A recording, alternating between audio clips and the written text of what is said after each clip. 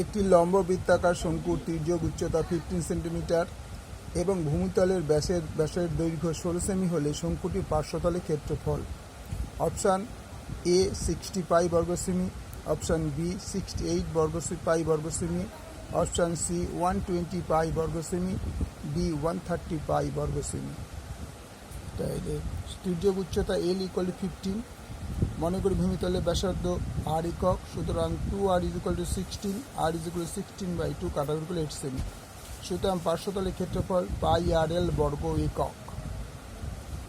একক equal to pi into 8l, আর হচ্ছে 8, এল হচ্ছে 15, এটা ইন্টু এটা ইন্টু ইকুয়াল টু 8×120 120 পাই বর্গ একক।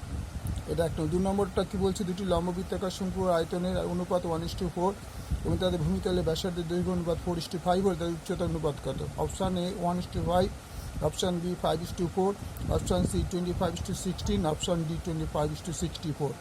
তো আমরা জানি শঙ্কুর আয়তনের ক্ষেত্রে √1/3 pi r1 square H by 1/3 pi r2 square H into h2। তাদের অনুপাত ছিল 1/4, r/r2 অনুপাত ছিল 4/5। তাহলে এই 1/3 1/3 কেটে গেল, পাই বাই কেটে গেল, তা থাকছে r1 square by r2 square into h1/h2 equal to 1/4।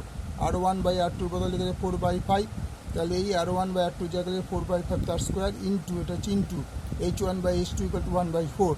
তাহলে এটা হয়ে গেল 16/25 ইন্টু h1/h2 ইকুয়াল টু 1/4। এবার এটাকে পাশে পাঠালে h1/h2 ইকুয়াল টু 1/4 ইন্টু উল্টে গেল 25/16। তাহলে 25 4 16 64, h1:h2 ইকুয়াল 25:64।